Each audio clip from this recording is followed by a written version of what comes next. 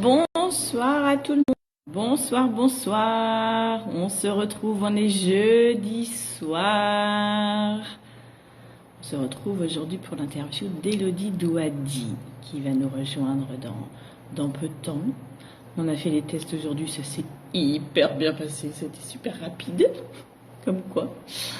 J'espère que tout le monde va bien en cette semaine de pleine lune, d'éclipse, de semaine sainte. Bon, je connais pas toutes les symboliques, hein, mais voilà, je sais que c'est des moments qui sont assez forts. Alors, voici Elodie. Donc, hop, bougez pas. Ah, elle nous rejoint sur son compte pro. Génial, et ça marche.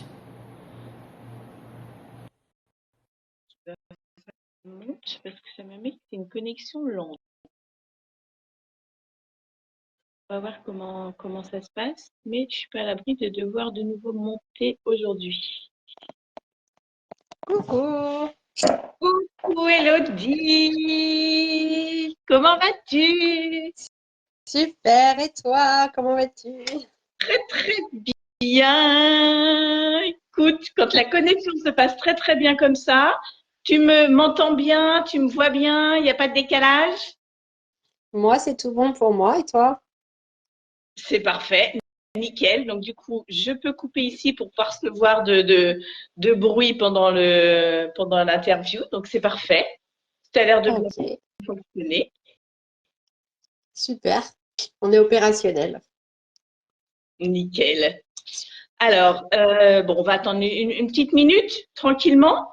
Sûr, avec Et plaisir. puis, et puis après, on y va. Bon, c'est cool d'avoir partagé aussi sur ta page et tout ça. Merci beaucoup. Eh ben, avec plaisir, parce que je pense que ça va être bien utile à ce que tu proposes peut être utile à plein de personnes dans ce monde qui ne va pas très très bien en ce moment.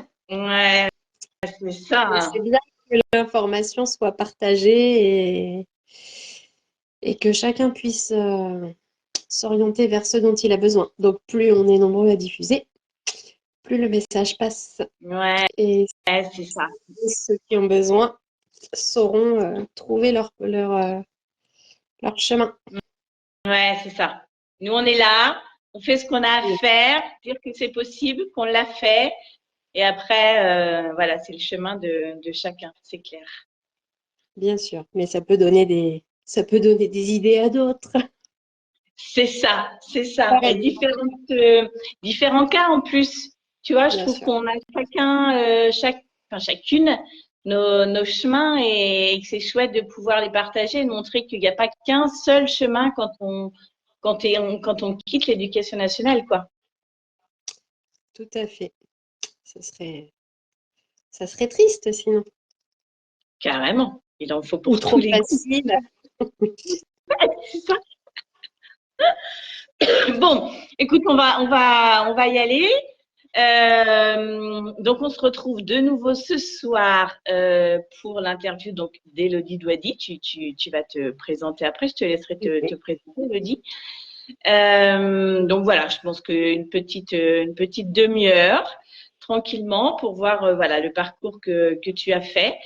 En tout cas, moi, je suis contente de vous retrouver encore cette semaine et pour les semaines à venir, parce qu'en fait, j'ai plusieurs propositions, là, lors de mon webinaire de mardi, il y avait une personne qui m'a dit, bah non, mais moi, je veux bien témoigner. Tu vois, c'est pas forcément éducation nationale, mais c'est social et tout ça. Donc, bah carrément, enfin, venez témoigner de vos expériences de reconversion, en fait. Enfin, on n'est pas, enfin, je suis pas fermée à éducation nationale. Au contraire, l'idée, c'est de montrer qu'on peut avoir plusieurs vies en une, j'ai envie de dire, en fait. Enfin, pour moi, c'est vraiment ça. C'est de me dire, voilà, là, c'est une autre vie qui a commencé en quittant l'éducation nationale.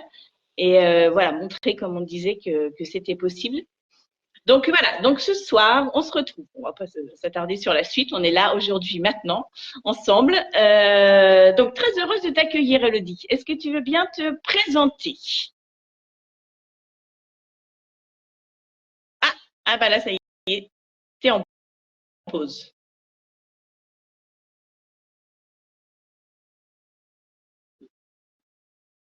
et je pense que je vais monter.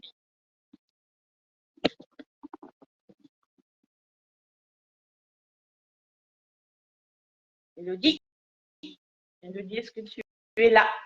Ah ben non, j'ai perdu Elodie. Peut-être que c'est elle aujourd'hui qui a une connexion, non, une connexion. Moi, je vais me mettre en hauteur. Peut-être avoir un petit peu chaud, mais c'est pas très grave.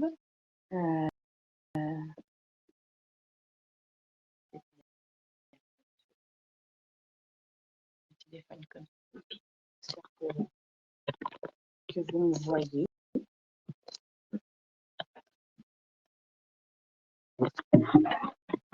Alors, voilà Elodie. Ah.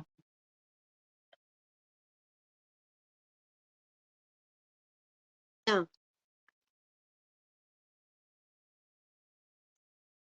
C'est elle qui est bloquée maintenant. C'est bon. Tu m'entends, Céline? Alors, je t'entends. Je ne te vois pas, mais je t'entends. Ah, alors. Comment ça se fait que tu ne me vois pas? D'un seul coup. Ah, c'est bon. Ça y est, tu es là. C'est parfait.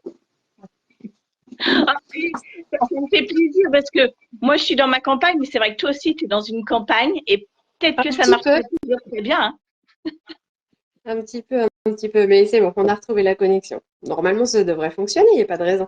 Mais j'ai quand même changé de lieu en me disant, bon, si ça vient de moi aussi, je suis passée ailleurs. Donc là, on est bien. Bon. Là, on est parfait. Donc, on était sur, voilà, je te laisse te présenter. Ok, donc moi, je suis Elodie Douady, j'ai 41 ans. J'habite tout près de Poitiers. Et puis, j'ai été enseignante pendant 14 ans dans le professeur des écoles, dans le primaire essentiellement. Et j'ai démissionné en 2019. Et je suis aujourd'hui accompagnante en intégration des réflexes archaïques. Essentiellement. J'ai aussi une deuxième casquette de directrice d'école alternative. Et ça, c'est tout récent. Tout récent, tout récent, depuis le mois de septembre. Alors, tu viens Voilà. on reviendra sur cette casquette, cette nouvelle casquette que tu as, parce que je pense que ça peut intéresser aussi beaucoup de monde, parce qu'on reste toujours dans l'environnement éducation nationale. Donc, tu as démissionné en 2019. Est-ce que tu veux bien nous expliquer ce qui s'est passé pour que tu en arrives à cette démission? Oui, je peux expliquer ça. Ça faisait. Alors, moi, je suis arrivée en 2005 dans l'éducation nationale avec une super énergie, avec envie d'aider les enfants en difficulté scolaire. Enfin, voilà, c'était vraiment ma motivation depuis le début. Et puis cette motivation s'est peu à peu essoufflée. En 2014, je pense, j'ai eu une inspection et j'ai dit à l'inspectrice, je sens que pour l'instant ça va, je sens qu'on est encore dans le plus, mais je sens que quand ça va basculer comme ça va être vraiment difficile pour moi et que je pourrais pas continuer. Donc on m'a dit, mais si, Madame Douady, caressez dans le sens du poil, vous faites du bon travail. Bon, très bien, merci. Merci, mais c'est pas de ça dont on parle. Là, j'ai besoin que moi, ça vibre. Et je sentais que ça vibrait de moins en moins. En 2017, j'ai accouché de ma troisième. Et puis très rapidement, j'ai fait un burn-out qui n'était pas que professionnel, hein, on va pas se mentir. Maman de trois enfants, je pense que ça, ça a aussi pesé dans la balance. Et puis d'autres, l'environnement familial, etc. Non. Ah, alors, j'ai perdu de nouveau Elodie.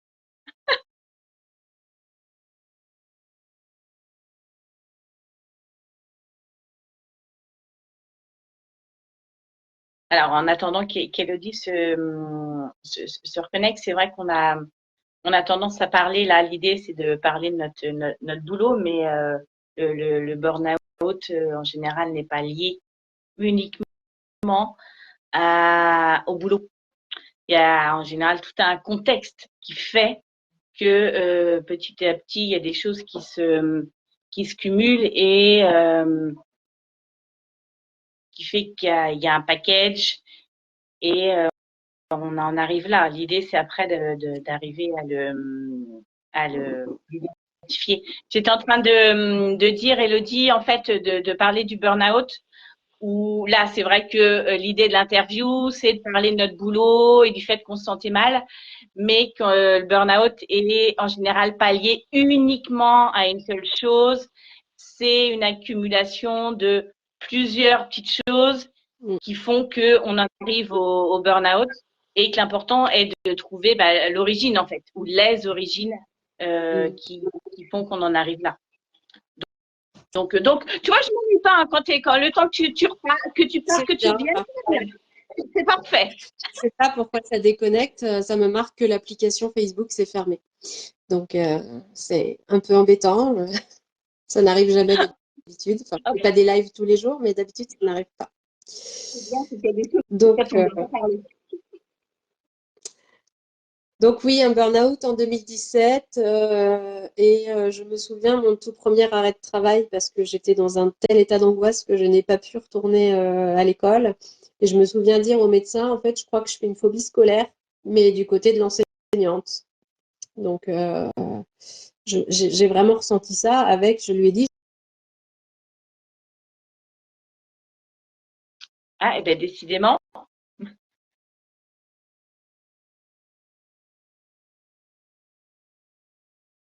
Alors, quelque chose que je pense pas vous dire et que là, voilà, j'ai l'occasion de vous le dire, c'est que n'hésitez pas. Je pense que je dois pouvoir avoir accès à vos commentaires. Donc, n'hésitez pas si vous avez des questions à poser, des commentaires à faire, posez-les. Il y a pas de souci, bien au contraire. Ah, bah, Elodie, alors là, je peux pas t'accepter. Je ne sais pas pourquoi, mais là, ça ne marche pas.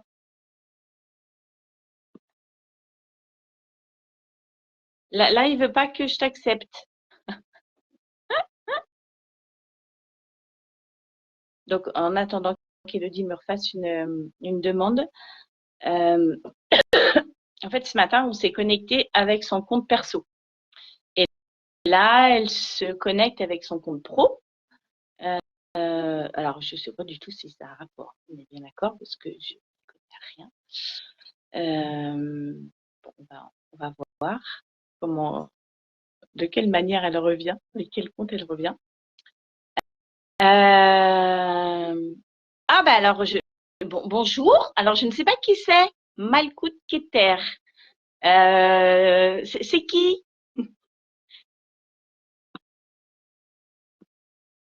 Alors, revoilà Elodie. J'aurais dû trop penser à vous dire de faire des commentaires avant parce que c'est génial. T'es revenue? Je suis là, moi. Je sais pas pourquoi ça coupe. La prochaine fois, j'essaye de me reconnecter avec mon compte perso ou ça change quelque chose pour toi? Non, non, parce que moi je suis toujours là, tu vois, je reste là et en Ouais. fait c'est bien parce que ça me permet de penser à des choses. Et du coup, tu vois, là j'ai dit, je ne pensais pas les autres fois à dire laisser des commentaires, c'est toujours chouette et tout. Voilà. Et alors là, tu connais Anna? Je me dis, Bien sûr, je peux dire Anna. et ben Coucou voilà, Anna. et ben voilà, elle met, tu les vois toi aussi les commentaires, Je Elodie? vois. Ouais, je les vois, je les vois. Donc toi aussi, tu connais. Donc nous étions Nous euh, étions vie scolaire de l'enseignante. Si exactement. ça n'a pas coupé avant, c'est ça. Et puis je lui ai dit tout de suite, en fait, je ne peux pas y retourner, je ne veux pas y retourner, je n'y retournerai jamais. Et alors, c'est ce qui s'est produit, mais à ce moment-là, je ne le savais pas. Elle m'a dit, je vous arrête 15 jours et on verra après. J'ai dit, non, non, arrêtez-moi pas 15 jours, je veux vraiment pas y retourner. Donc, moi, j'ai passé 15 jours vraiment très angoissée à me dire qu'est-ce qui va se passer dans 15 jours. Et puis, en fait, bon, voilà, là, j'y suis pas retournée, mais les premiers jours, mon fils était scolarisé aussi dans cette école et j'ai eu beaucoup, beaucoup de mal à l'emmener avec cette culpabilité de me dire, je devrais pas être ici du côté des parents, je devrais être de l'autre côté de la barrière. Les premiers jours, hein, je m'étais maquillée, bien habillée, enfin habillée normalement, maquillée. Et la Tsem, elle est venue me voir à ma voiture et elle m'a dit, Elodie, j'emmène Clément. Donc je me dis, même habillée, même maquillée, Ouais. ça devait se voir que ça allait pas, quoi. Et puis, bah, je me suis fait des violences pour l'emmener parce que sinon, si on fait pas le premier pas tout de suite, je pense que c'est dur de refaire après. Donc, beaucoup, beaucoup de culpabilité à ce moment-là. Et puis, je voyais bien que cette envie de revenir, elle ne revenait pas, que justement, c'était plutôt l'envie de ne jamais revenir qui restait. Et là, il a fallu envisager la reconversion. Et je t'interromps juste avant que tu parles de ta reconversion parce que tu étais déjà quand même bien connecté à toi, à tes ressentis. Parce que souvent, c'est la difficulté qu'on a. C'est de s'écouter, de savoir ce que notre corps ou notre cœur nous dit et notre cœur nous disent et de se dire, bon, ah, ça y est, je crois que j'ai reperdu Elodie. Alors, Anna, ah oui, c'est Anna du tambour, c'est ça? Je suis désolée, mais en fait, il y a des moments, comme je suis plus en France, où j'ai l'impression d'être complètement déconnectée et de perdre la notion des prénoms des gens que je connais en France. Donc, est-ce que c'est ça, Anna? Est-ce que c'est toi? Mais oui, ah ben oui, mais c'est quoi ce nom, Anna? Comment veux-tu que je m'y retrouve, moi? Si en plus vous changez vos noms, c'est pas facile. Bon, bah écoute, on se retrouve ici. Ah, attends. Alors, attends. Au lieu de te parler, il faut aussi que j'accepte Elodie, qui revient avec son nom de son compte perso. Allez, on l'a refait. Enfin, on l'a refait. On continue. Là, on dit que c'est la bonne parce que je me suis connectée avec l'autre compte comme on a fait cet après-midi. Donc, j'espère que ça va fonctionner. Bon, allez. Donc, du coup, j'étais en train de te dire que tu étais déjà bien connecté à tes ressentis, en fait, dans ce que tu nous dis. Euh, je sais pas si j'étais vraiment. En fait, là, c'était tellement fort au niveau émotionnel que j'ai pas pu, de toute façon, l'ignorer. Je pense que c'était déjà là depuis un certain temps. Parce que ça a pris. Vraiment, j'ai enchaîné le congé maternité avec les vacances scolaires. J'avais une reprise à mi-temps en septembre 2017. J'ai fait 2 jours. Et d'ailleurs, dès le premier jour, je suis rentrée à midi pour faire téter ma fille. Et ma collègue, à 13h, me renvoie un message en me demandant: Tu reviens? Et je lui dis: bien évidemment que je reviens. Je lui dis: Qu'est-ce que tu veux que je fasse d'autre? Évidemment, je reviens. Pourquoi je ne reviendrai pas? Donc, je suis pas sûre que j'étais complètement en lien avec mes ressentis parce que l'entourage avait bien vu que ça n'allait pas. Moi, dans ma tête, ça n'allait pas parce que je voulais pas laisser mon bébé. Et en fait, à midi, je me suis rendu compte que j'avais pas du tout pensé à mon bébé qui passait sa première journée chez la nounou. J'y ai pas pensé en fait de la matinée en fait. Donc et puis par contre, ce que j'ai vraiment ressenti dès mon entrée en classe, et c'était un jour de rentrée, donc quand on est enseignant, on sait que c'est un moment fort de l'année. Je me suis sentie vraiment prendre du recul, comme si je sortais de mon corps et être en observation de moi-même, et comme si cette personne à côté, elle me disait: mais qu'est-ce que tu fais là?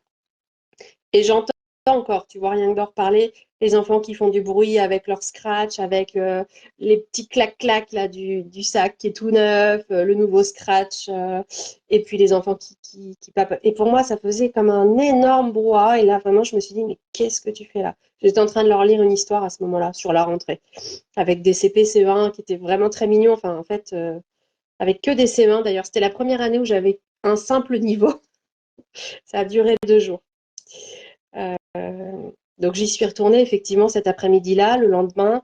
Et puis après, je devais reprendre que le jeudi suivant. Je travaillais sur la fin de semaine avec une super collègue. Enfin, vraiment, j'avais que des bonnes conditions au travail.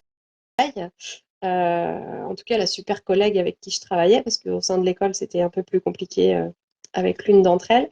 Mais, euh, mais vraiment, tout était là. Et puis là, les angoisses ont commencé à monter le samedi, le dimanche. Je me suis dit: je vais préparer ma classe. Hop, je vais tout ranger. Ça sera tout prêt pour la fin de semaine. Et hop, je vais passer un bon week-end et je vais passer à autre chose. Et en fait, non, les angoisses ont monté, monté, monté, monté. Et le mercredi matin, il a fallu se rendre à l'évidence que je n'y retournerai pas le lendemain matin. J'ai eu besoin d'aller vite chez le médecin. Ouais, Et le burn-out m'avait rattrapé sans que je l'ai vu arriver. ouais, mais c'est souvent ce qui se passe de toute façon. Mm. On a tendance à fermer les yeux ou à pas. pas trop se poser de questions en se disant non, bon, c'est normal, je vais pas me plaindre, j'ai quand même une bonne situation, nanana, j'ai mes 3 enfants, tout ça. Enfin voilà, on a un peu tendance à se mettre de côté, à regarder ce qui pourrait aller, et en fait, bah non, ça nous rattrape quoi. C'est exactement ça. Et alors du coup, tu as fait 2 jours. Arrêt. Et alors, qu'est-ce qui t'a décidé à quitter l'éducation nationale? Alors déjà, comme j'avais vraiment... J'ai pas entendu ta question, pardon. Comment tu as réussi à franchir le pas?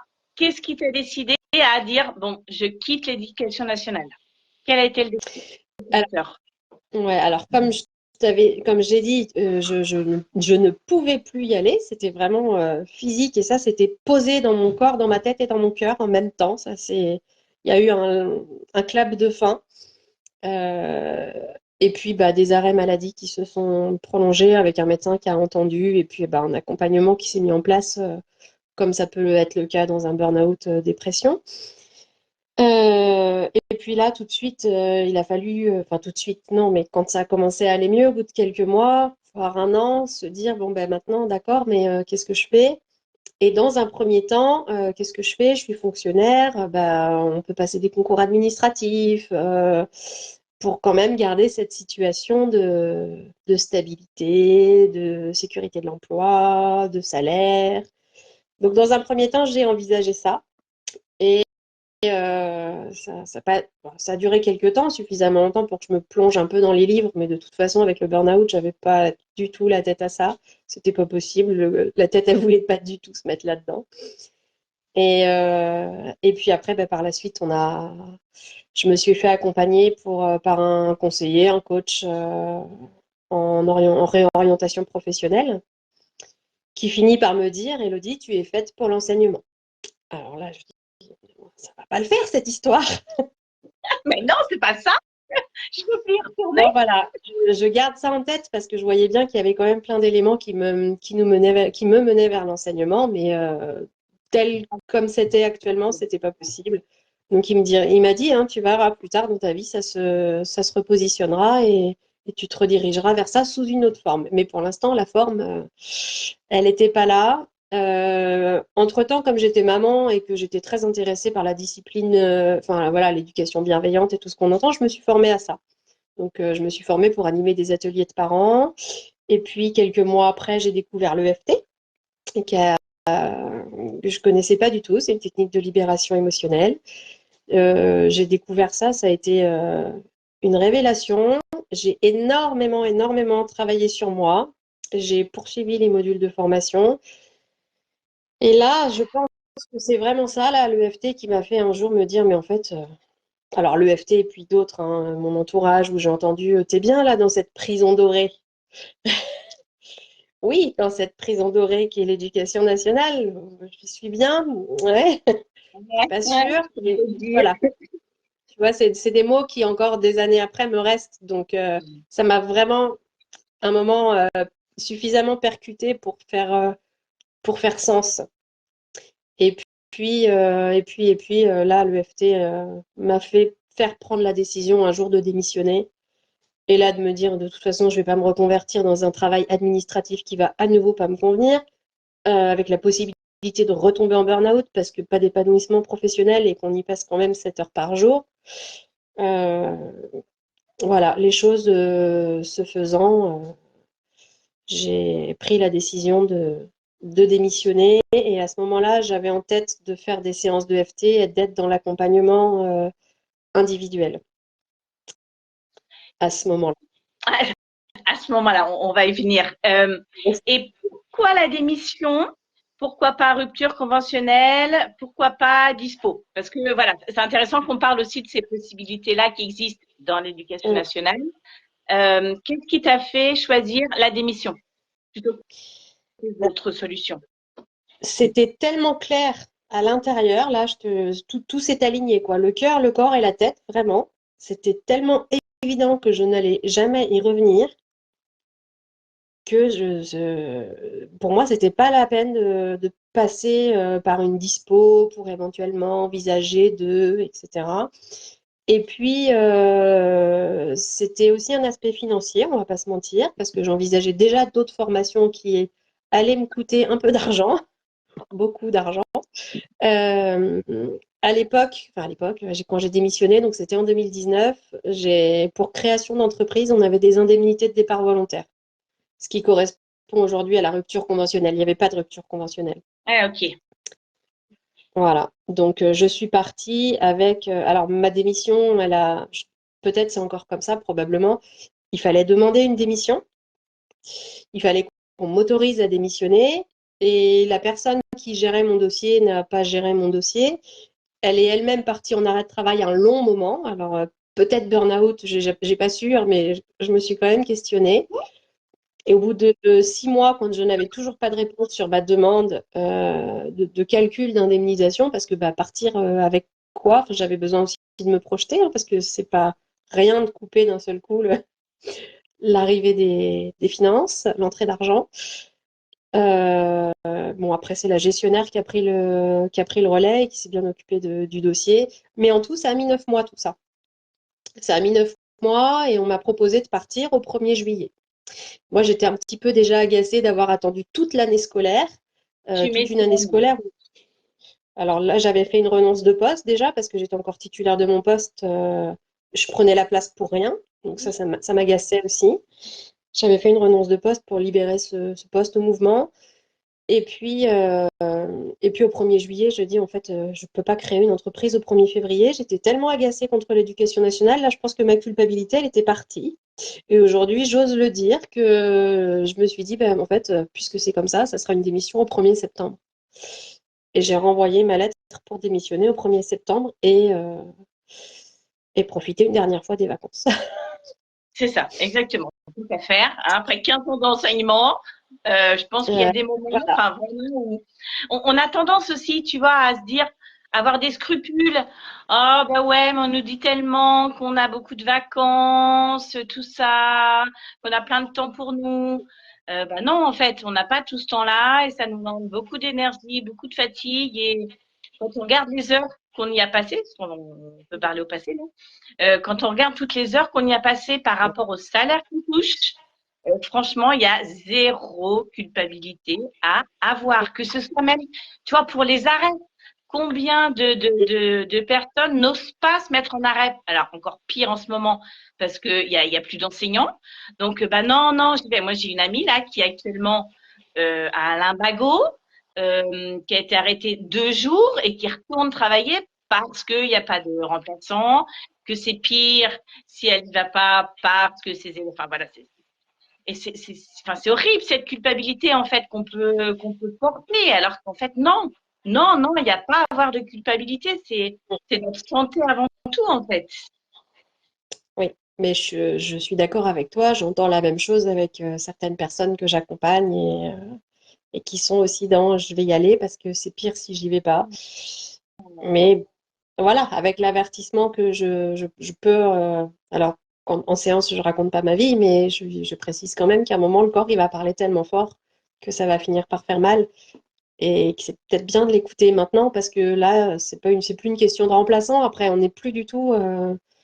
Quand le burn-out nous rattrape, c'est trop tard. Les remplaçants, de toute façon, adviennent que pourra, là ou pas là, on n'est plus en capacité de retourner travailler et encore moins en classe devant les élèves et toute cette énergie que ça demande de travailler avec ces petits humains pleins d'énergie. Et exactement, parce que quand même, c'est un boulot qui demande de l'énergie. On a quand même des enfants en face de nous qui sont des amours et qui n'ont pas à pâtir de notre état physique, mental.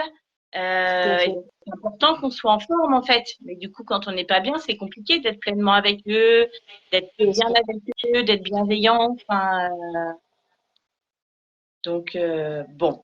Et Ouais, alors du coup, 2019, oui. Ciao Éducation nationale. Bonjour. Bonjour, l'IMP. L'IMP, c'est intégration motrice primordiale. Donc à ce moment-là, ma fille avait 2 ans et demi. Ça faisait plusieurs mois que je lorgnais du côté des formations en réflexe archaïque. Et je m'autorisais pas à y aller parce qu'elle a tété très longtemps. Elle tétait encore à cet âge-là, mais je me suis dit, c'est pas grave, elle peut passer. Alors, les formations étaient à Nantes, donc pas très loin de chez moi, mais quand même trop loin pour que je rentre tous les soirs. Donc, ça veut dire 4 jours absente, avec l'organisation que ça demande à mettre en place quand on a 3 enfants. Un mari qui travaille, etc. Mais voilà, ça s'organise quand même. Et là, vraiment, en 2019, je me forme à ce... J'ai besoin d'aller voir ce qui se passe du côté des réflexes archaïques.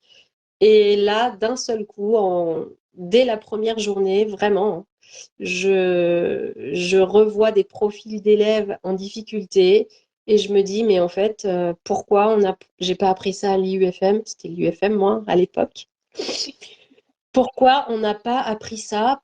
Pourquoi je me suis acharnée tant de temps sur des élèves qui avaient des difficultés de posture, de concentration, d'apprentissage, des peurs, et en fait, j'ai compris tellement de choses en très peu de temps, comme ça, la Rikiki sur une journée, où la formatrice, elle m'a décrit plein d'élèves que j'avais essayé d'aider, que les parents avaient mis plein de choses en place autour, des psychomotes, des orthophonistes, la psychologue scolaire qui vient évaluer le quotient intellectuel, qui nous dit c'est tout à fait dans la norme, il n'y a pas de déficience, les parents sont au taquet, ils aident pour les devoirs. Là, je repense à une petite fille pleine de bonne volonté qui se met au travail, mais pourtant, avec tout ce qu'on met en place à côté, les enseignantes qui viennent aider sur le temps d'aide pédagogique, les pédagogies différenciées, et pourtant, ces élèves, on n'avance pas bien vite. On continue de ramer, pas à contre-courant, mais presque. Et là, d'un seul coup, c'est la révélation pour moi où j'entends parler, enfin, j'avais lu un peu sur les réflexes archaïques, mais là, d'un seul coup, ça fait sens, ça vient éclairer plein de choses et je me dis, waouh, si avec les réflexes archaïques, on peut aider tous ces enfants-là, bah, c'est juste waouh. Ouais, c'est ça. Alors, je vais juste interrompre Elodie. Alors, on en a parlé avec Elodie Bouillet, que tu Oui. connais, mais je me dis, ce serait bien que tu réexpliques un petit peu ce que c'est que les réflexes archaïques pour les personnes qui n'ont pas regardé l'interview. Rapidement, si tu pouvais expliquer ce que sont que les réflexes archaïques, et je pense que de toute façon, tout le monde devrait connaître ça. Alors, je vais faire très rapide parce qu'on peut y passer beaucoup de temps. Les réflexes archaïques, c'est la base de notre développement moteur. C'est tous les mouvements que le bébé va faire de manière inconsciente et involontaire pendant la grossesse, pendant la naissance et pendant sa première année de vie. Ces réflexes archaïques, ils sont testés à la naissance par le pédiatre. Il met son pouce dans la main du bébé et le bébé s'agrippe, teste le réflexe d'agrippement et puis il teste d'autres réflexes, la marche automatique, le réflexe de Moro, pour vérifier le bon fonctionnement neurologique et le tonus musculaire du bébé. Ces réflexes archaïques, ils sont censés s'intégrer, c'est-à-dire ne plus être en mode être en mode réflexe, mais uniquement en situation de peur ou de stress, pas dans le quotidien. Mais quand ils sont encore actifs dans le quotidien, quand ils n'ont pas pris leur bonne place dans le cerveau, on peut dire de façon très schématisée, très simple, ils viennent parasiter le système nerveux et interférer avec la sphère émotionnelle, physique et cognitive. Donc on retrouve tous ces profils d'enfants, pas que des enfants d'ailleurs, mais les réflexes, ils peuvent aussi s'intégrer à l'âge adulte pour aller équilibrer vraiment ces 3 sphères, l'émotionnel, le physique et lequel il manque, le cognitif. Voilà, donc très rapidement, si c'est assez clair, ce que je peux dire des réflexes. Et moi, je trouve ça hyper important. Moi, j'ai découvert les réflexes archaïques en formation de psychopédagogie positive. Et j'ai eu la même réflexion que toi. Pourquoi ça ne fait pas partie de notre formation à l'UFM, enfin, en tant qu'enseignant? C'est des bases. C'est une base Et plutôt d'être là à s'acharner sur un enfant qui n'arrive pas à tenir son crayon comme il faut, qui n'arrive pas à s'asseoir comme il faut. Enfin, bon, on va pas revenir sur ce sujet-là. Mais donc du coup, voilà, c'est ton activité principale, je veux dire. oui, c'est mon activité principale aujourd'hui et depuis octobre 2019, parce que très très rapidement, j'ai pu mettre j'ai pu mettre en pratique. Et je sens qu'il y a le soleil qui est en train de se coucher, donc du coup, je ne sais pas comment vous me voyez. Et alors, comment tu vis cette reconversion? Mais c'est un bonheur. C'est un réel bonheur d'être dans l'accompagnement individuel. Alors, il y a il y a encore une partie un peu d'enseignement dans ce que je propose parce que c'est vraiment une approche éducative. C'est-à-dire que moi, je suis pas là pour prendre en charge la personne et lui dire il faudra 18 séances. C'est pas du tout comme ça qu'on fonctionne. La personne, elle vient avec un objectif. En fonction de son objectif, je teste les réflexes. En fonction de ce que j'ai observé, de ce qu'elle a ressenti, on va aller travailler un réflexe à la fois, proposer un remodelage, donc une pratique sur le corps. Et la personne, elle est actrice parce qu'elle va avoir des mouvements à faire à la maison. Donc, et ce qui permet d'espacer les séances de 4 à 6 semaines, voire plus. Mais en tout cas, le travail qu'on fait en séance est tout aussi important que ce qui se passe à la maison. Pour avoir des effets sur du long terme, c'est important que la personne elle soit actrice de son bah, de l'optimisation là qu'elle vient chercher. Donc il y a quand même cette partie quand même qui reste éducative. Moi, j'apprécie aussi beaucoup expliquer pourquoi le réflexe en lien avec, etc. Bon, il y a des personnes que dès qu'elles me posent une question, je peux y passer longtemps. Mais moi, je suis pleinement épanouie. Et puis, à côté de ça, les retours que les personnes me font sont. Mais c'est toujours. Je me réjouis pour eux, en fait. Ce matin, j'ai vu une dame pour la troisième ou quatrième fois qui venait me voir à chaque fois pleine de douleur, avec un moral très bas. Et aujourd'hui, elle vient me voir souriante en me disant que ça va mieux et que les douleurs s'estompent. Elles sont pas parties, hein. On n'a pas de baguette magique non plus sur un corps qui est douloureux depuis plus de 20 ans, puis une histoire de vie qui fait que. Mais bah, je suis ravie pour elle. Enfin, là, rien que d'en reparler, ça s'ouvre, ça me donne envie de sourire. Je suis super contente pour elle. Donc, il y a ce retour-là qui est très, très encourageant aussi. Il y a le fait d'être libre de son temps. C'est-à-dire que quand je travaille. Et puis, ce travail, je le fais avec énormément de plaisir et d'enthousiasme. Moi, quand on me dit bon courage pour aller au travail, je je comprends pas. Je comprends pas. J'ai pas besoin de courage. Je suis pleinement épanouie. Des fois, je déborde sur mes séances. Alors, j'essaye de pas trop déborder sur celle de la journée, mais souvent la dernière, elle déborde. Mais parce que je m'autorise ce temps, parce que je suis bien dans ce que je fais. Euh, donc oui, vraiment, aujourd'hui, je suis pleinement épanouie. Je m'organise comme je veux dans mon emploi du temps. Alors, effectivement, hein, bah, faut quand même que ce soit un peu cadré, mais ça n'a plus rien à voir. Et puis surtout, j'ai ce que je retrouve pas dans l'enseignement. Alors, on a toujours des enfants qui avancent et euh, j'arrive pas à retrouver le mot là. C'est enthousiasmant pour nous et pour eux. Glorifiant. Ouais, merci.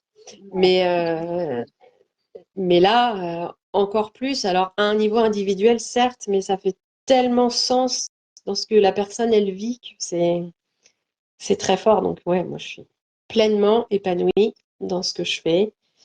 Et puis, comme celui qui m'avait accompagnée pour ma reconversion, en fait, je fais un peu plus que ça aussi, parce que je me suis formée pour donner des ateliers de formation. Donc, je fais ça depuis novembre ou décembre. J'ai déjà animé trois ou quatre groupes d'adultes euh, sur 2 jours où on fait une journée 4 réflexes qui sont en lien avec l'apprentissage et la deuxième journée 4 réflexes en lien avec les émotions. Donc là, ben, j'apporte ce que moi j'ai appris sur la théorie de chaque réflexe, sur comment on l'observe, quelles activités on peut proposer, quels impacts ça a dans le quotidien des personnes qui ont ce réflexe pas intégré. Et donc bah là, je m'épanouis aussi pleinement dans dans cette transmission. Là, on retrouve vraiment la partie d'enseignement que j'adore aussi. Alors, moi, ce que je te propose, Elodie, c'est que dans le petit commentaire, donc quand je publie l'interview sur YouTube, voilà, il y aura le petit texte. Et puis peut-être mettre aussi ce que tu proposes, parce que je trouve ça en fait hyper intéressant pour nous adultes, pour être aussi à l'écoute de nos enfants. Et du coup, intervenir si on voit qu'il y a des réflexes qui sont pas intégrés ou se tourner vers toi. Donc, je trouverais intéressant qu'on partage aussi ça. Eh bien, avec plaisir. Merci. Avec grand plaisir. Et je trouve ça génial parce que autant quand on a décidé d'être enseignante, voilà, on avait envie de transmettre et on n'était pas dans la recherche de comment qu'on nous remercie ou quoi. Enfin, c'était pas. Mais là, en fait, ce boulot qu'on peut faire tous les jours en individuel, c'est la personne arrive d'une certaine façon et quand elle repart, elle a déjà changé. Et enfin, il n'y a rien de plus précieux en fait de voir la transformation rien qu'en une séance, en une heure de la personne, même si on sait que c'est pas terminé, mais on sait que déjà elle a fait un pas en avant et pour nous ça enchante notre journée. Enfin, c'est une autre énergie, c'est une autre ambiance. Enfin, c'est et cette liberté, comme tu dis, enfin, elle a vraiment pas de prix. Elle a pas de prix. On me dit souvent, j'ai des journées où je travaille plus que d'autres, et puis quand je travaille l'après-midi, ça peut être 6 heures d'affilée, on me dit, oh là là, tu dois être vraiment fatigué pour peu que j'ai aussi travaillé le matin à la fin de la journée. Et en fait, bah non, non, je suis pas fatiguée. Alors j'ai besoin de dormir et comme tout le monde, j'ai besoin de vacances, hein, mais je suis pas fatiguée de ma journée. Je suis nourrie en fait de ce que je fais. Ça m'apporte tellement et je suis tellement heureuse de voir ce que ça peut apporter chez les personnes qui viennent que moi, quand on me dit que la personne, elle ne veut plus de rendez-vous parce qu'elle est arrivée au bout, je me dis pas, oh mince, un de moins. Je suis super contente que la personne, elle puisse partir vers l'autonomie s'il y a besoin. Souvent, en plus, quand les personnes, elles me rappellent pour un autre rendez-vous, je leur dis, mais est-ce que vous avez essayé de reprendre les mouvements qu'on avait fait ensemble? Je peux vous les redonner si vous voulez. Je préfère que la personne, elle soit autonome et qu'elle essaye d'elle-même. Alors, il y en a qui sont OK, puis il y en a d'autres qui veulent absolument revenir. Mais vraiment, je propose ça quasi systématiquement, sauf s'il y a eu un gros chamboulement dernièrement. Mais c'est vraiment important que la personne, elle soit autonome et qu'elle n'ait pas besoin de moi. D'ailleurs, c'est plus difficile pour moi de travailler avec les personnes qui ont encore besoin d'un rendez-vous et encore un, et encore un, et encore un. Ça, c'est plus difficile pour moi. Oui, c'est ça. Notre objectif, c'est d'accompagner les gens pour qu'ils soient bien. C'est pas qu'on les garde avec nous longtemps, longtemps, longtemps. C'est voilà, voler de vos propres ailes et allez-y, soyez heureux, soyez épanouis, quoi. Alors, bon, je pense qu'on pourrait parler pendant des heures. Et là, j'ai du coup pas accès à l'heure. Ta deuxième casquette, est-ce que tu veux bien nous en parler un petit peu? Parce que même si on vient de l'éducation nationale, on sait pourquoi on en est parti. On sait que nos élèves, nos anciens élèves, enfin les enfants, enfin en tout cas pour moi, sont dans la maltraitance. Pour moi, vraiment dans l'éducation nationale. Enfin, et toi, tu as une autre façon. Donc avec tes enfants, tu as trouvé un autre enseignement et là, de nouveau autre chose. Est-ce que tu veux bien nous en parler? Alors, en novembre 2020, quand on a demandé aux enfants de porter le masque à l'école, là, mon cœur de maman, il a fait, il a dit ça va pas être possible. Alors, on a quand même essayé, hein, mais je me suis dit de toute façon, ça tiendra pas. Les parents vont pas laisser faire ça. Et en fait, bah, les parents ont laissé faire, enfin, ou se sont laissés prendre. Enfin, voilà. Après, il y a des enjeux. Sur la Chacun peur. a perçu ça comme il avait à le percevoir. J'ai espéré ça, mais ça n'est pas arrivé. Du coup, c'était à moi, en tant que maman, de prendre la décision. J'ai dit à mon conjoint, en fait, je pense qu'il faut qu'on les sorte de l'école et qu'on fasse l'école à la maison. Donc là, il m'a dit, ah bon, tu crois que c'est possible? On peut faire ça? Et j'ai dit, en fait, je peux plus les emmener à l'école. Moi, je reviens en pleurs, j'ai mal au ventre, je me demande tous les soirs comment c'est pour eux. Enfin, j'ai qu'une envie, c'est d'aller les chercher. Je les sens pas en sécurité. Et de là, on décide de mettre nos 3 enfants en instruction en famille. Alors, bah, On est bien d'accord, les trois. 3 enfants, petite section CE1 et CM2 à ce moment-là. Même si la petite n'est pas impactée, les barrières dans la cour, la copine qui joue de l'autre côté de la barrière, et ça, c'est pas possible. Mais pourtant, on fait la sieste dans le même dortoir que la copine avec laquelle on peut pas jouer. Enfin, moi, c'est pas possible. Après, je critique pas du tout ce qui a été mis en place par les enseignants. Ils ont fait ce qu'on leur avait demandé. J'aurais fait pareil, probablement. Donc, nos enfants passent en instruction en famille. La grande, 1 an seulement parce qu'elle a décidé d'aller au collège. Et puis, c'était difficile parce que cette année-là, on n'a pas, mais de manière générale, hein, on n'a pas pu sortir et rencontrer d'autres familles. À partir de 2021, nous, on est resté en instruction en famille avec les 2 plus jeunes. Et d'ailleurs, on a poursuivi là jusqu'à maintenant.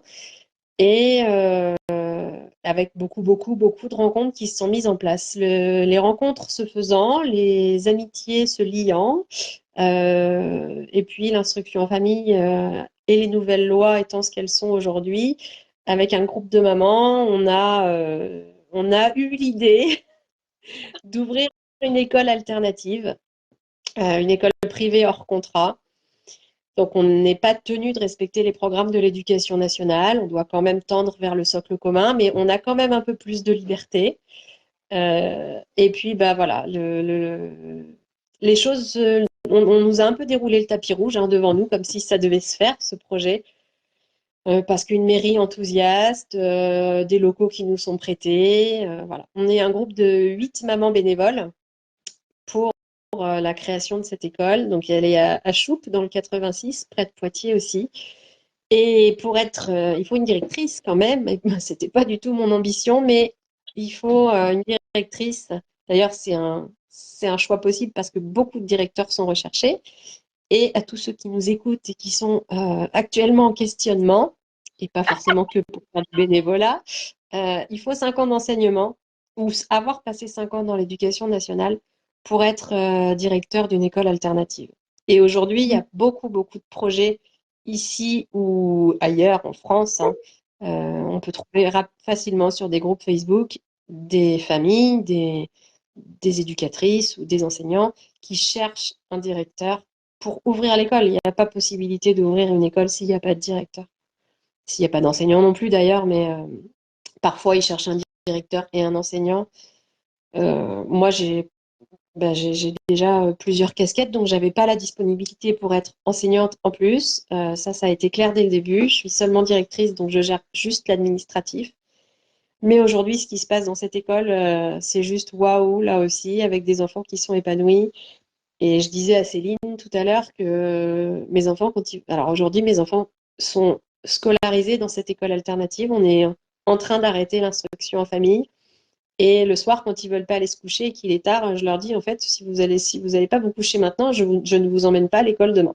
Vous avez besoin de suffisamment dormir. Et là, je vois 2 enfants qui courent pour aller se coucher et qui râlent quand ils sont malades parce qu'ils veulent quand même aller à l'école, parce qu'il se passe des choses complètement différentes, parce qu'on leur laisse plus de temps, parce qu'on s'adapte à leur rythme des apprentissages, mais aussi leur rythme du quotidien. Dans j'ai besoin d'aller dehors, j'ai besoin de manger, j'ai besoin de faire pipi, j'ai besoin de boire. Tout ça aujourd'hui, c'est de moins en moins respecté, mais parce que les effectifs sont tels qu'ils sont, parce que les enseignants sont broyés, pressés là comme des citrons jusqu'au bout, jusqu'au bout, jusqu'au bout. Et moi, la première, je laissais pas mes élèves aller boire, aller aux toilettes. Il y en avait un, il y en avait deux, il y en avait 10, stop.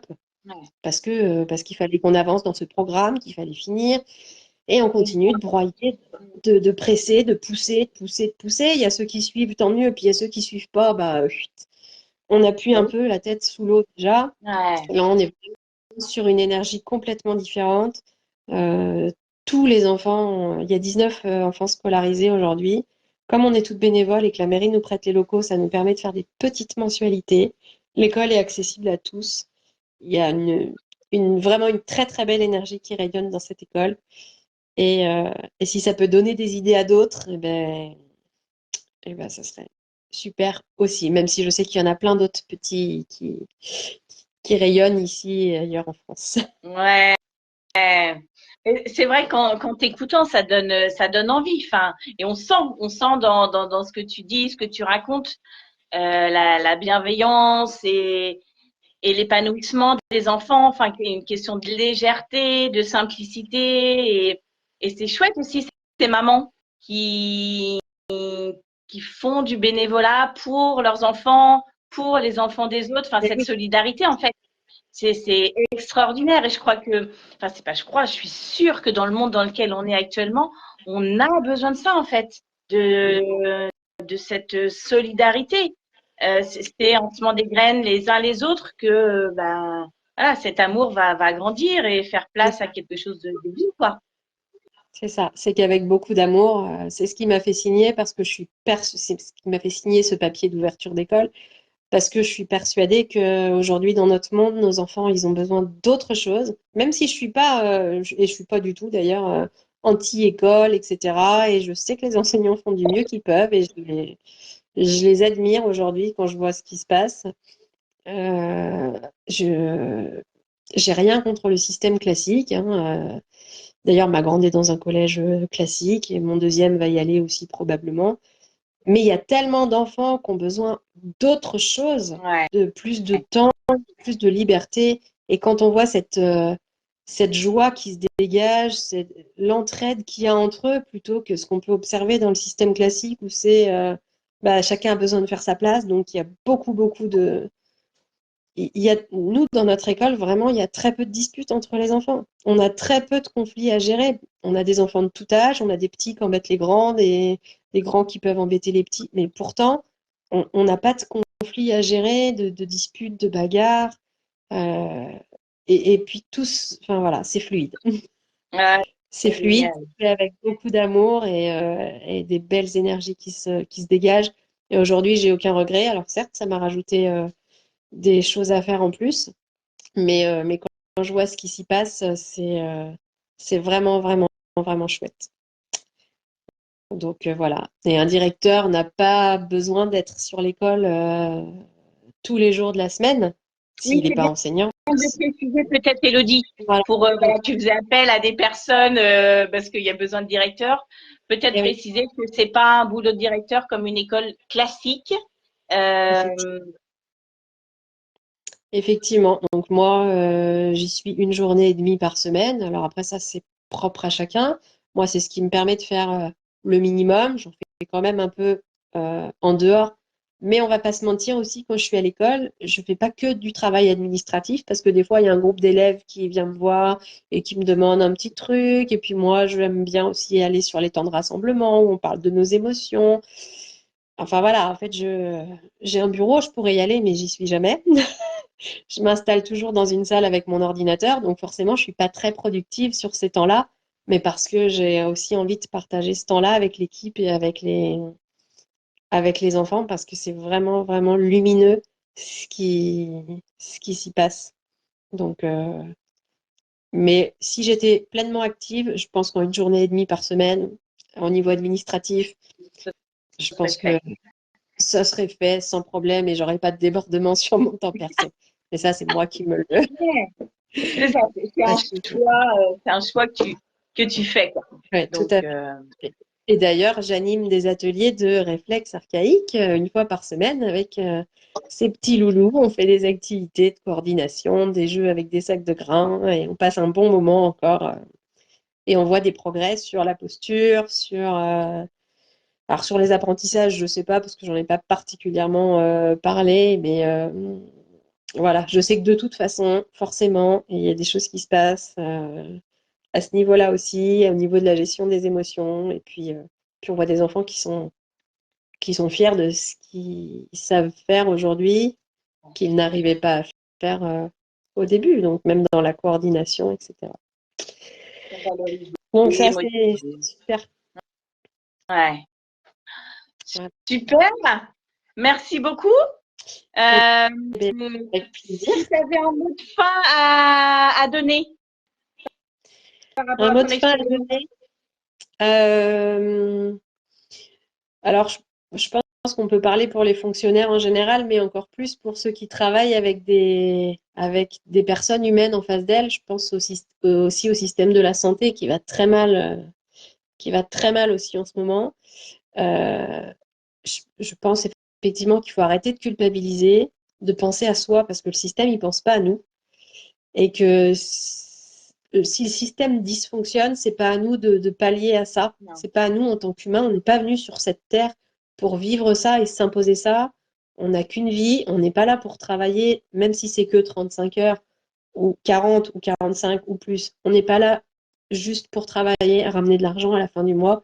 On a aussi besoin de cet épanouissement professionnel parce que de toute façon, s'il n'y a pas cet épanouissement professionnel, c'est toute la sphère familiale, amicale, le couple qui en pâtit forcément. C'est obligatoire. Donc, si j'ai le mot de la fin, c'est ça, c'est écoutez-vous. On n'est pas là pour sauver le monde, ça, c'est pas possible. On peut semer des graines, mais à un moment, quand le système ne va plus et je dis pas à tous les enseignants qui nous écoutent de démissionner, il faut en garder quand même quelques-uns. Mais ceux pour qui ça résonne ce soir et dans les autres lives que tu as proposés et ceux que tu proposeras aussi, c'est que si tout ça, ça résonne pour vous, si vous êtes aussi en mal-être physique, ça peut être que physique, ça peut être que émotionnel, ça peut être les deux, et ben, écoutez-vous et puis prenez du recul sur la situation et, et fuyez s'il y a besoin de fuir, ou au moins prenez une pause pour prendre le temps d'y réfléchir, mais une vraie pause, une vraie de vraie. Et effectivement, ça peut passer par une dispo, et s'il y a besoin de reprendre un travail alimentaire, il y aura toujours possibilité de trouver un travail alimentaire en complément de ce qu'on aime faire. Et c'est plus du tout la même énergie Non. qui, qui y est mise que ce travail qui nous maintient dans cette prison dorée. J'y reviens encore. Oui, c'est ça. Et ça peut être ce boulot alimentaire pendant un certain temps, histoire de se dire que c'est possible de faire autre chose, parce que il y a des moments où on est dans le doute, à se dire mais non, mais je sais rien faire d'autre qu'enseigner. Et en fait, si, quand on fait le bilan des compétences qu'on a acquises, dans le monde de l'hospitalier, en même temps, on sait faire plein d'autres choses et se former aussi. Bon, alors c'est sur notre argent propre, mais derrière, c'est tellement beau ce qui se passe que bah, le fait d'oser nous ouvre des portes, en fait. Et puis si ça doit se faire, ça se fait.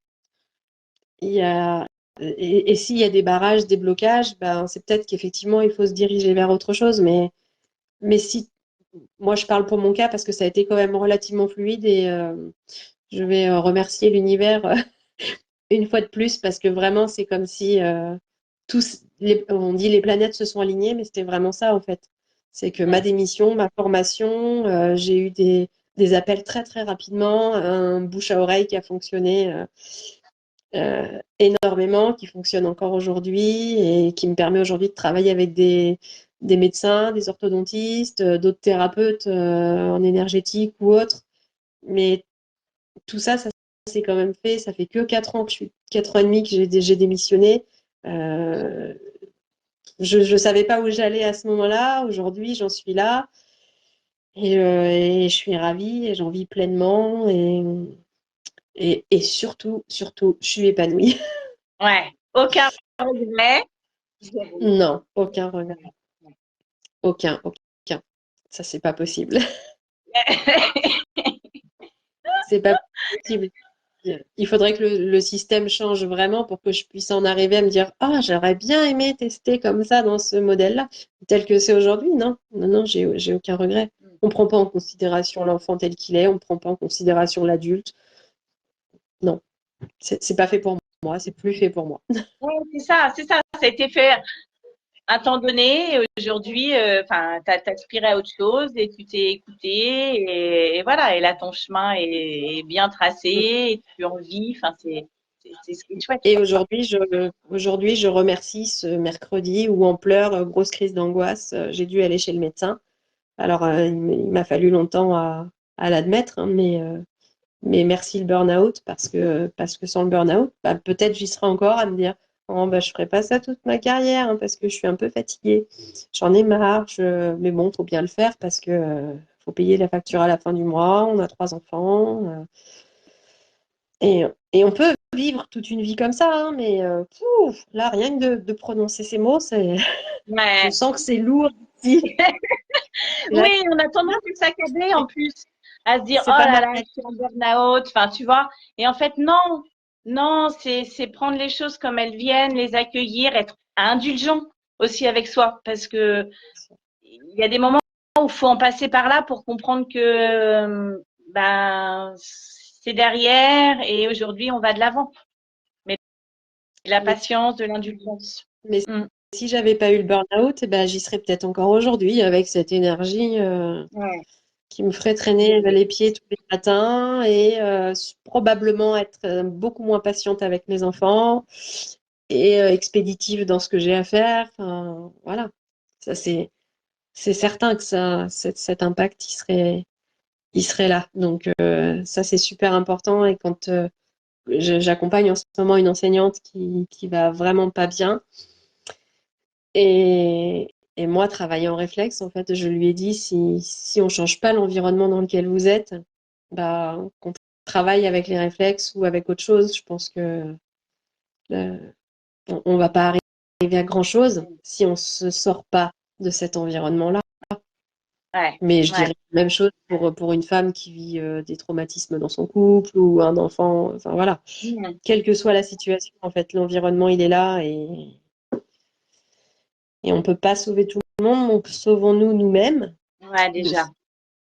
de ce gros paquebot qui est en train de, je pense, couler, prendre l'eau plus, ou l'iceberg a été rencontré déjà depuis longtemps, mais C'est ça. Le paquebot se maintient, mais il se... difficilement. Ouais, Hein, il coule petit à petit, en fait. Ouais, ouais. ouais. Avec des enfants qui en font les frais, des enseignants aussi, mais c'est à chacun de sortir. Et puis, on peut aussi dire aux parents qu'il existe d'autres choses, hein, parce qu'on rencontre beaucoup d'enfants qui font des phobies scolaires sans raison, parce qu'il n'y a pas de harcèlement, parce qu'il y a des copains, des copines, parce qu'ils aiment bien la maîtresse. Donc, en vrai, oui, en vrai, il n'y a pas de raison. Mais on a quand même tous ces enfants qui vont tellement mal aujourd'hui, et parfois des petits, hein, des 6 ans, des 8 ans, Ouais, et les collégiens qui ils sont déjà en chamboulement hormonal, où on se dit, bon, bah, ça fait ça de plus à gérer. Oui, mais pas que. que- Donc, ces enfants-là, tu vois, la maltraitance dont tu parlais tout à l'heure, qui n'est pas forcément induite par l'enseignant, mais par ce système qui presse, quoi. Oui, d'autant plus quand on est hypersensible, en fait. Enfin, c'est bon, on va pas Bien aborder sûr. ce sujet-là, mais il y en a de plus en plus et qu'on en entend bon, de plus en plus parler, mais qu'on sait pas trop comment le gérer, mettre, l'identifier. Enfin, et du coup, c'est d'autant plus difficile pour ces enfants-là, enfants, ados. Enfin, Donc, c'est aussi pour moi bon, du rôle des parents de sortir les enfants. Oui, je sais, Céline, je parle trop. non, non, c'est pas du tout ce que j'ai dit. Je- J'ai aucune notion de l'heure, mais voilà, on va libérer. Alors, j'ai juste une question au public, aux gens qui nous écoutent. Est-ce que l'heure vous convient? Tu vois, 20h30, est-ce que ça va? Est-ce que vous voulez 21h? N'hésitez pas à répondre dans les commentaires. Moi, ça me semblait juste 20h30. Donc, voilà, n'hésitez pas à mettre votre avis. En tout cas, Elodie, merci beaucoup. Donc, du coup, dans le commentaire qui sera sur YouTube, tu nous mettras les formations que tu proposes. Ok. En tant que en perso, je suis allée voir Elodie et j'ai adoré les séances que j'ai faites avec elle. Merci beaucoup pour ce témoignage. Merci beaucoup à Toi, toutes les personnes qui nous ont écoutés ce soir et qui nous ont fait des commentaires. Merci pour ces commentaires, ces super commentaires, ça fait chaud au cœur. Et on se retrouve la semaine prochaine. La semaine prochaine, c'est moi qui vais m'interviewer. Alors, je sais pas, il y a que si je trouve quelqu'un pour m'interviewer, mais je me suis dit, en fait, Bah, faut peut-être que je parle aussi. Tu vois, c'est bien d'interviewer les gens, mais je peux Eh, peut-être aussi parler de oui, mon parcours, en fait. Donc voilà. Je pense demain pouvoir mettre la vidéo sur YouTube assez rapidement. Et merci à tout le monde. Bonne soirée. Élodie, vraiment, merci beaucoup. C'était un chouette moment. Et à merci. très vite. Merci beaucoup. Bonne continuation à toi et au plaisir de t'écouter sur ton parcours personnel et professionnel. Merci. À très vite à tout le monde. Bientôt. Au revoir, À merci, bientôt. Céline. Au revoir. Salut.